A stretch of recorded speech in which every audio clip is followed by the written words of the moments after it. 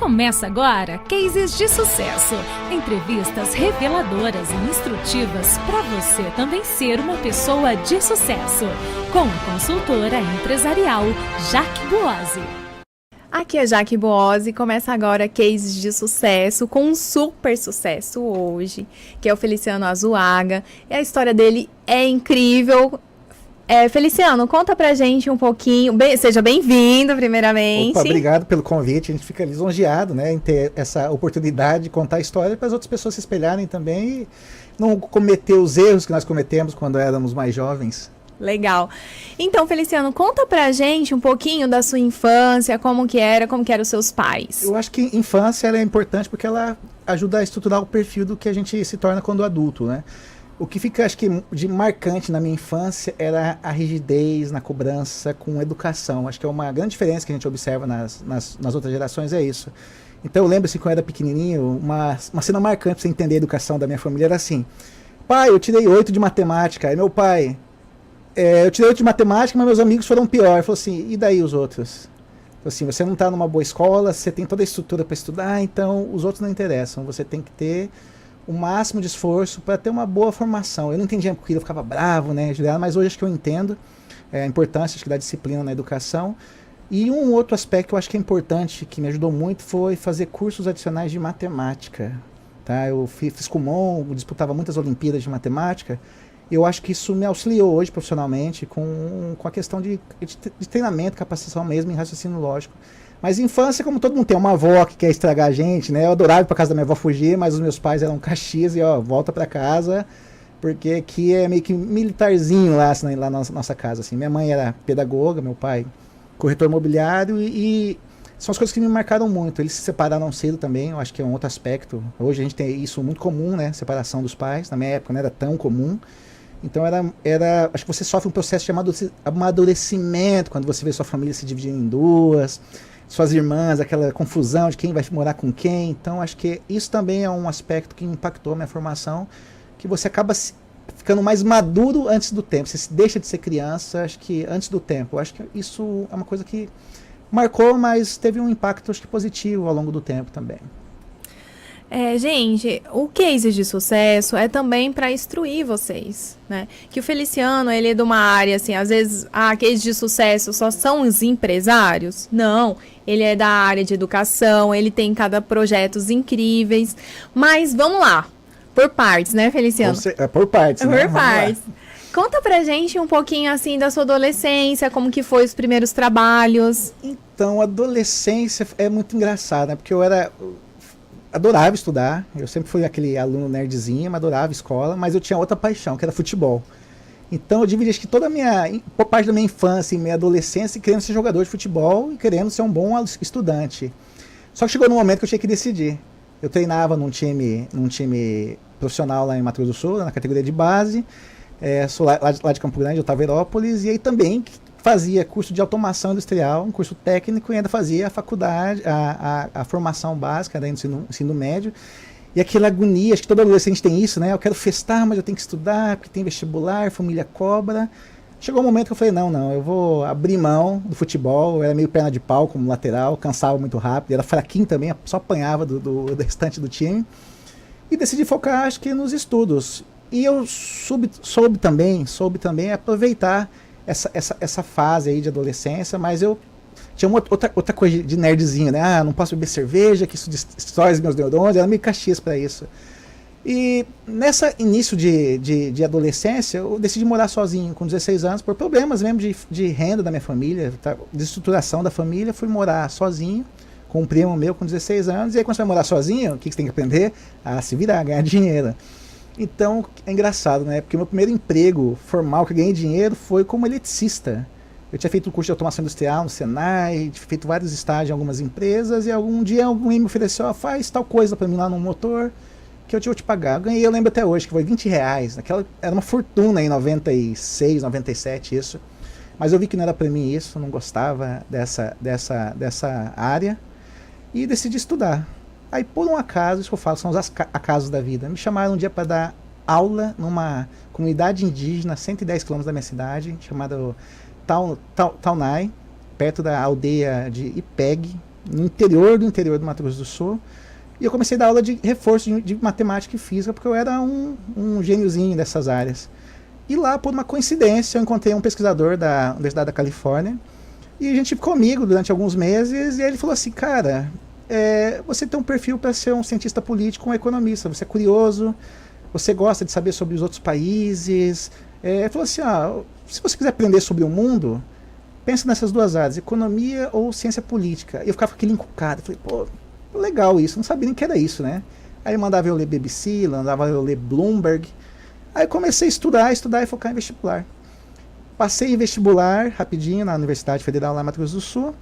E eu tinha um outro vício de adolescente nada comum, né? Eu gostava de fazer concurso público, desde os 16. Então meu hobby era fazer concurso. Porque eu ganhava experiência em fazer provas. Vestibular, naquela época era um vestibular bem complexo, a forma de somar pontos, que era, você marcava várias opções, se errasse uma, anulava toda a questão. Então eu treinava tudo que era prova, fiz mais de 16 concursos até os 18.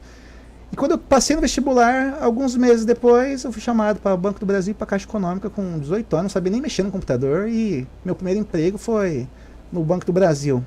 E foi muito engraçado, porque o meu primeiro salário foi R$20.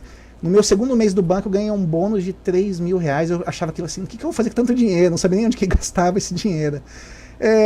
Passei 6 anos nessa carreira aí no Banco do Brasil, como estudante de economia também, então eu estudava na universidade e tinha essa formação na área de finanças dentro do banco. Eu me especializei na área de finanças. E eu falei assim, não quero só isso, né? Antes de acabar a graduação, me inscrevi para o mestrado, que é uma prova nacional chamada ANPEC. Fiz essa seleção. Quando eu nem estava preparando monografia, saiu o resultado que eu tinha sido aprovado e fui convocado para fazer o mestrado em Economia Industrial lá na Universidade Federal de Santa Catarina. Aí lá vai Feliciano, na época eu já... Vai Feliciano para Santa Catarina, não sabia onde que era Santa Catarina, que era Florianópolis. Pedi afastamento do banco, fui para Floripa. Chegando em Floripa, fiz meu primeiro ano de mestrado. Achei o máximo aquele ambiente agradável de universidade, gente inteligente, bonita. Eu pensando em financiar minha casa, o pessoal pensando em ir para Bali, pensando em ir para os Estados Unidos fazer doutorado. Eu falei assim, pô, abriu minha cabeça passar esse período em Floripa. E aí eu simplesmente, um belo dia, olhei para um colega meu, professor, e falou assim, Feliciano, abri um seletivo aqui para professor da UFSC. Você não quer tentar, não? Eu mas não sou, eu sou graduado, nem mestrado eu terminei. Fiz a seleção para ser professor de macroeconomia da UFSC e economia monetária.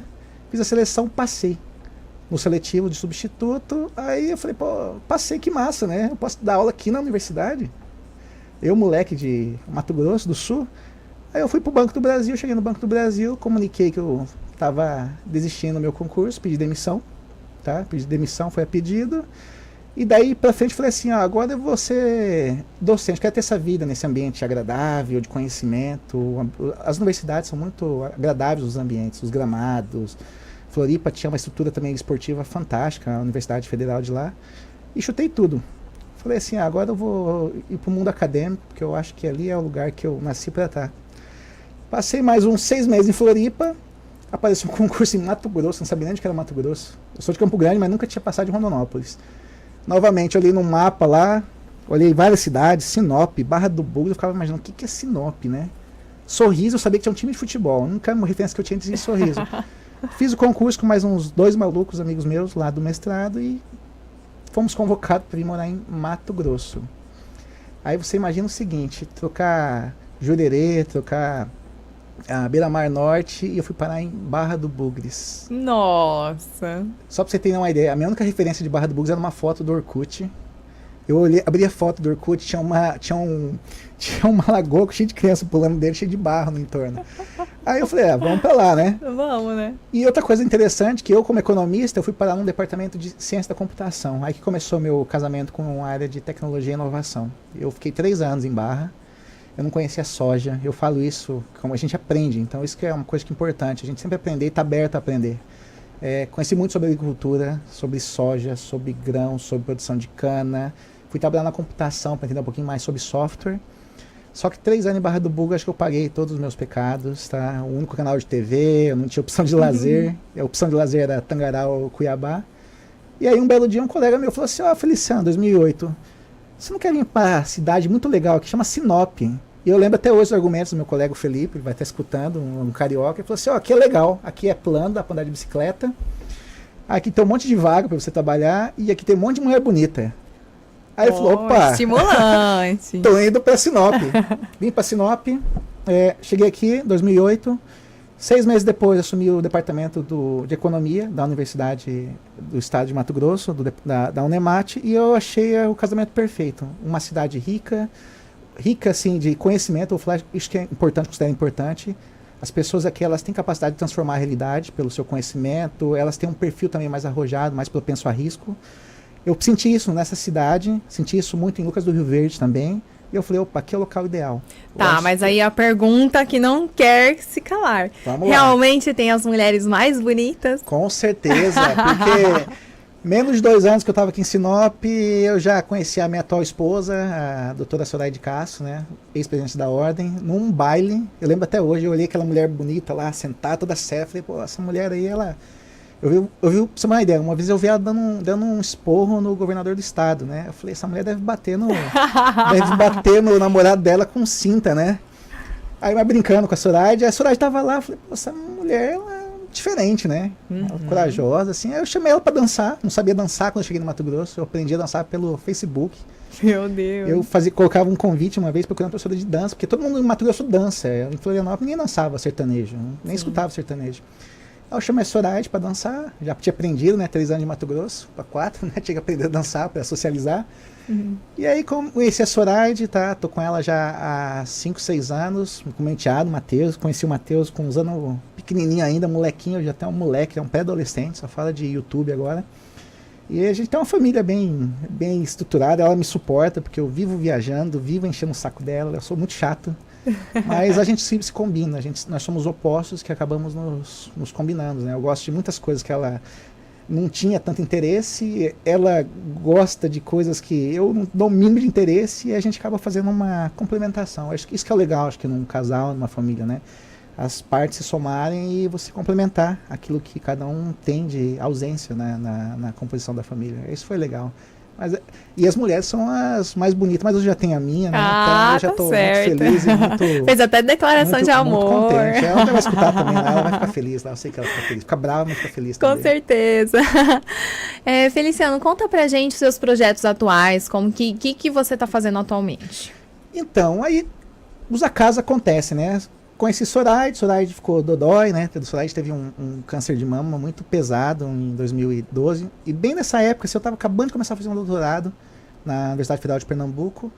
E foi um ano assim que eu dediquei a ela. Mas depois disso, que ela melhorou, venceu a luta dela, foi uma luta muito pesada na família. Acabei indo para Recife e, por uma coincidência, um amigo meu de academia, meu vizinho do prédio, trabalhava numa empresa do Porto Digital. Porto Digital, para quem não conhece, é o maior centro de inovação tecnológica do país. Fica lá em Recife, tem mais de 120 empresas, 11 mil funcionários. É um polo de tecnologia de jovens, mudando a realidade lá da cidade do Recife e do Nordeste do país. E aí comecei a fazer um contato com algumas empresas dessa área de tecnologia. E eles começaram a me ensinar as coisas na área de tecnologia. E eu fiquei fascinado por tecnologia, YouTube, software, novas drone, inteligência artificial. E eu falei, poxa vida, isso aqui era o Recife antigo era uma região degradada do Recife, com só tinha prostituição e venda de crack. Hoje é uma região riquíssima, linda, turística, fantástica, graças ao porto. Aí quando eu voltei para Sinop, fui convidado, por um acaso, um colega meu tinha saído de um cargo de diretor de inovação da Unemate, precisava de alguém.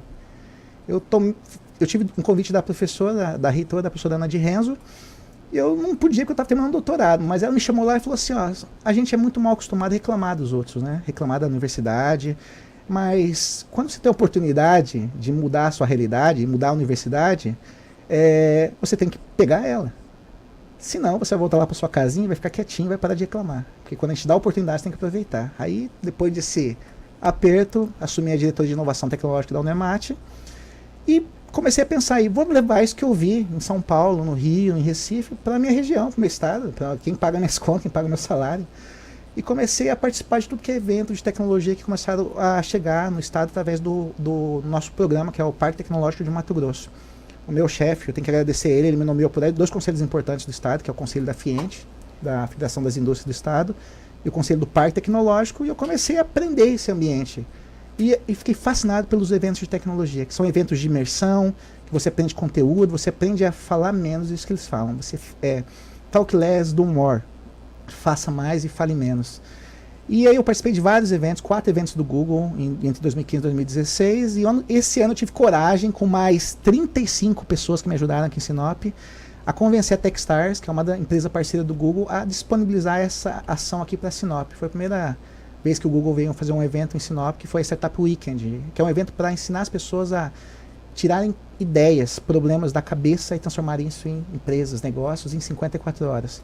Foi fantástico a experiência deu um resultado fantástico. Tenho que agradecer a CDL, que foi parceirona de primeira hora, né, abraçou a ideia sem saber que era startup, mas vamos lá. Depois disso, a Secretaria de Cultura já trouxe um outro programa, que é o MT Criativo. Minha colega Luana, lá em Cuiabá, minha amiga de faculdade, na Mato Grosso do Sul, que é gestora do programa, trouxe o MT Criativo aqui para Sinop, com oficinas de design thinking, prototipação, economia colaborativa. Foi um sucesso também esse programa. E a gente está trazendo para Sinop também, agora em setembro, agora dia 10, 11, a gente vai fazer um programa só para a universidade, chamado Células Empreendedoras, que é um programa em parceria com a Secretaria de Ciência e Tecnologia. A gente está trazendo uma turma lá de Recife, meu amigo Genésio Gomes, lá da Campus Party, está vindo para cá, e vai ficar 4 dias em Sinop fazendo isso com os universitários, ensinando os universitários a fazer as coisas e ficar planejando menos, executar, testar rápido e resolver problemas da sociedade. Então a gente tem esse programa em setembro. Em novembro eu tenho um outro programa que eu consegui um recurso com a FAPEMAT, que a gente vai ensinar tecnologia para as pessoas. As pessoas gostam de falar YouTube, mas não sabem usar uma câmera. As pessoas querem falar de drone, mas não sabem para que ele serve na área de publicidade, não sabem para que ele serve para a área de agricultura. Então a gente vai fazer um workshop de capacitação com vários workshops de novas tecnologias. E isso vai ser em novembro, em parceria com várias universidades, a Unemat, a UFMT, a Unic e a FACIP. E é isso que eu estou fazendo nessa área de inovação, porque fascina, porque eu tenho uma criança em casa com 10 anos e eu vejo que a forma como ele aprende é diferente, o que ele aprende, ele me ensina. E quando eu vou falar do meu instrumento que é educação, hoje eu penso em educação olhando para o futuro. E para saber do futuro eu olho para um moleque de 10 anos e pergunto para ele se aquilo ali vai servir para ele ou não. É isso que eu penso como educação. Eu não olho mais para o passado, porque a gente ficou meio analógico perto dessa geração nova que está chegando aí. E é isso que a gente está fazendo. E graças a Sinop, isso eu tenho que agradecer meus amigos, João Cacciatore, Rafa Gonzalez, que me ajudaram, Michele. A Techstars me convidou esse ano, né, para participar da Community Leaders da Techstars, que é um programa de formação de líderes comunitários que desenvolvem ecossistemas de inovação no mundo. Então eu participei da primeira turma aqui na América Latina, que foi 2 semanas atrás em São Paulo, lá no campus do Google. Foram 35 pessoas de todo o país para fazer uma rede nacional para a gente começar a desenvolver mais eventos, mais programas que gerem desenvolvimento nas regiões do interior do nosso país. Então, eu fiquei muito lisonjeado. Essa é a primeira turma da CLA Brasil. E em setembro a gente já tem uma outra formação lá em Florianópolis.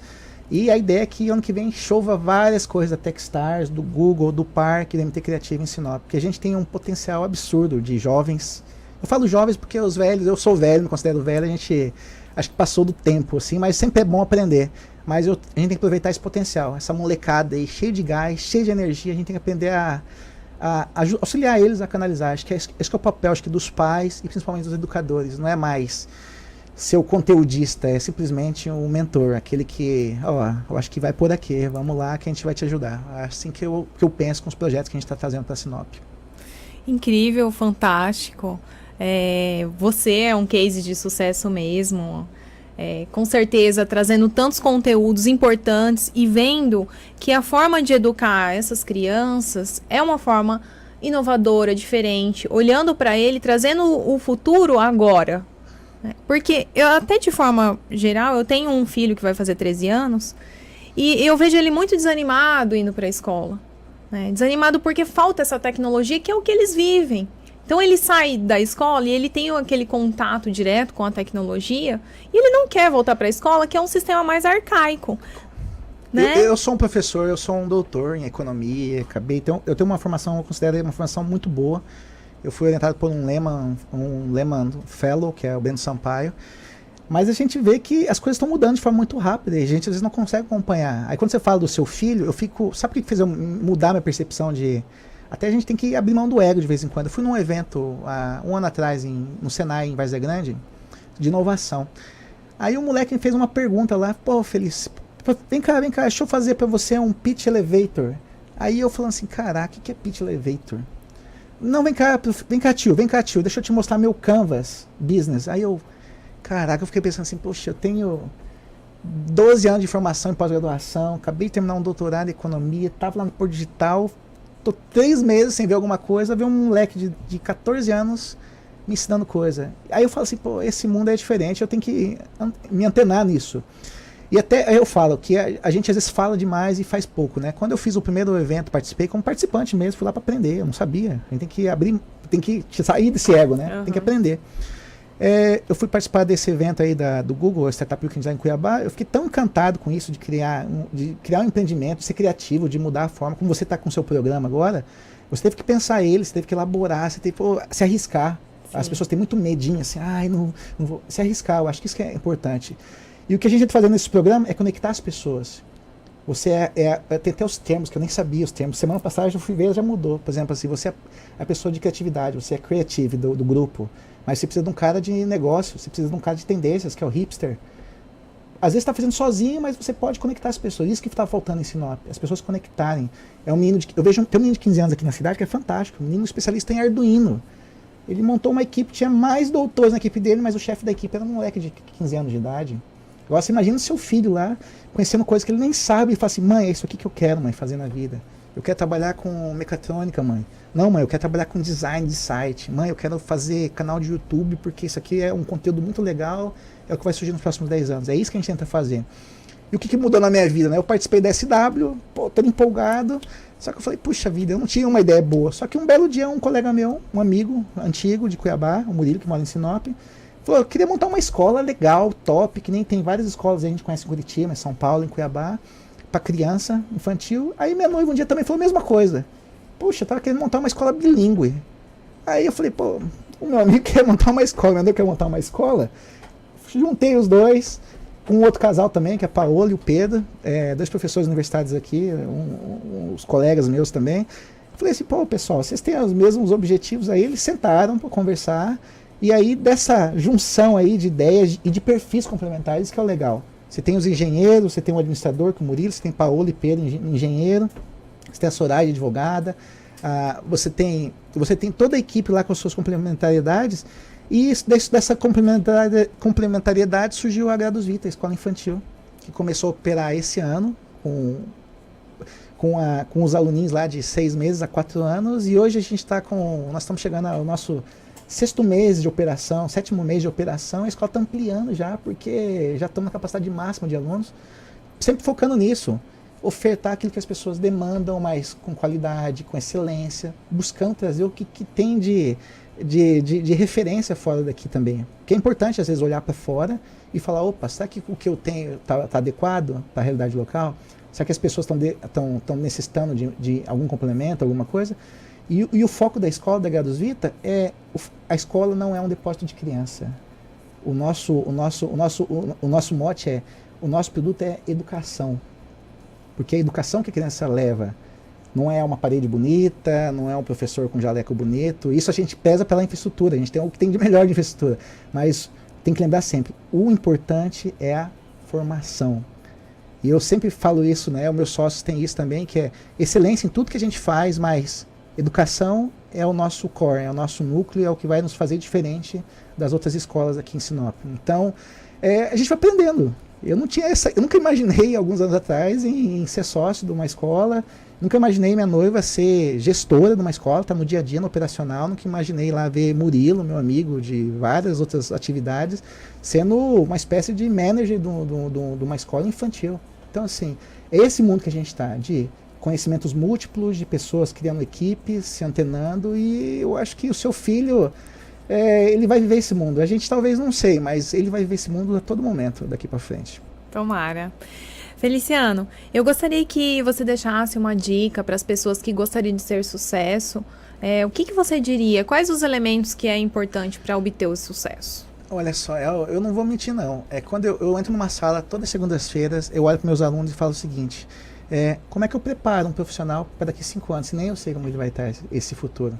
Então a dificuldade que a gente tem é, como eu preparo uma pessoa para um futuro que a gente não tem a mínima ideia de como vai ser. Essa é a primeira coisa que me intriga o tempo todo. Uhum. E aí eu falo para meus alunos o seguinte, acho que a única coisa que vai preparar para vocês para um futuro incerto, que não existe receita, fórmula mágica, é conhecimento e capacidade de se adaptar. Porque o nosso mundo é um mundo em transição. Negócios que existiam 5 anos atrás não existem mais, tá? Profissões que existem hoje não vão existir daqui 2, 3 anos, tá? Então, assim, eu falo para eles, quer se manter vivo nesse mundo em transformação? Aprendam conhecimentos fora da sua área, tá? E aprendam a se adaptar a essas transições rápidas, porque as transições estão cada vez mais e mais rápidas. O seu segmento mesmo de comunicação, a gente não sabia que era YouTube na minha época. Na minha época eu sou da época da TV Globinho, entendeu? Hoje em dia os meninos assistem as coisas pelo celular. Sim. Então, assim, é isso que eu falo para eles. Conhecimento e capacidade de se adaptar nesse mundo em transformação. Fantástico, incrível, maravilhoso. É o que a gente aprendeu hoje com você. E eu acho que os seus alunos são muito, muito mais felizes por ter um longo período para aprender com você. Isso é fantástico. Parabéns, é muito lindo a sua história, muito lindo mesmo. E eu acho que tem que ser inspirador, né? E é inspirador. Então a gente leva essa lição pra gente também, de como a educação é importante pra gente, para todos nós. E eu gostaria de agradecer também a Amélia, que fez a minha maquiagem. Gostaria de pedir para vocês me seguirem nas redes sociais, Jaque Buozzi, Jaque com K. E obrigado! Obrigado. Fiquei lisonjeado pelo convite, tá? E uma coisa que eu falo também é, quando faltar inspiração, olhe pro seu filho. Tá? A inspiração vem na hora. Quando você pensa nele, você às vezes está desanimado contigo, mas você tem que lembrar que tem que cuidar do futuro da próxima geração. Isso é importantíssimo. Tá, ok, obrigado. Mais um Cases de sucesso e progressão para todos nós. Abraços.